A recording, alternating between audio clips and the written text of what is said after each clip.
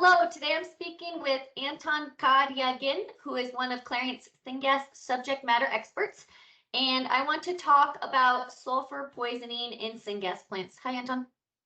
Hi, Karen. It's a pleasure for me to talk about the Syngas catalyst and plants, of course, so I'm looking forward to it.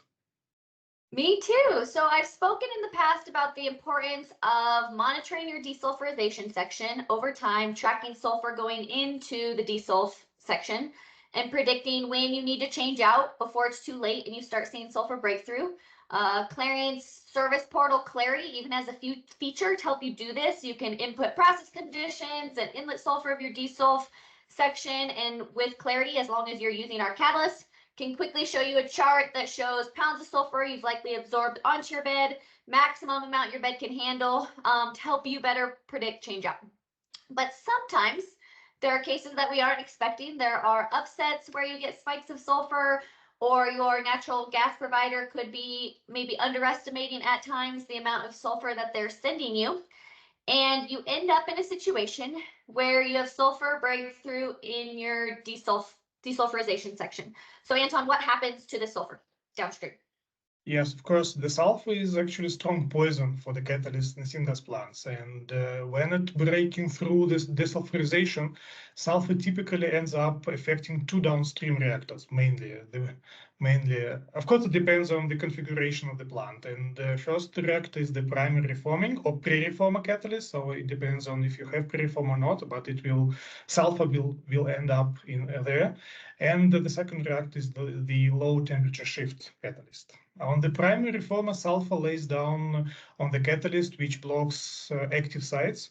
And actually, it can be seen visually with hot bending or hot spots on the tubes. When the active sites are blocked, then endothermic reaction cannot occur, which can create hot spots. So I mean, the temperature, the heat is not taken from the tube wall to the reaction, and that's why the hot spot can appear on the tube, and it can be in these spots can be seen just from outside. And these hot spots look like kind of brighter spots on your tubes. Yes. Is visually what they look like. I'm going to skip over LTS. You mentioned LTS or low temperature shift catalyst, but in short, it's a permanent poison on the LTS. Sulfur is a permanent poison on the LTS catalyst. If you have going back to the primary reformer, if you have sulfur poisoning in your primary reformer, what are your options, or what can you do?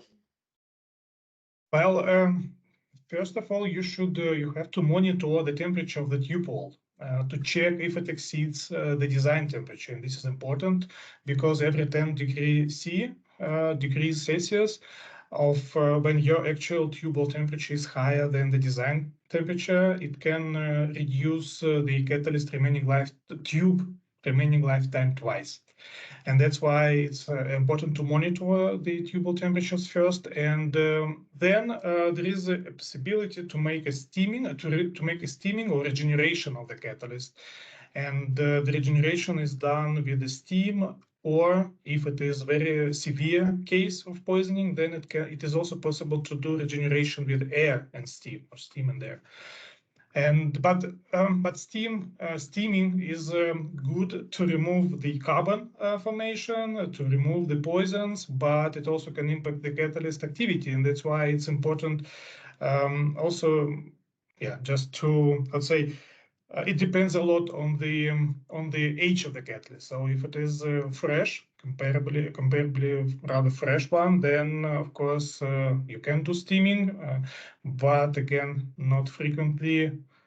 Yeah, and then the remaining lifetime of the catalyst depends, of course, on many other factors which can be discussed individually.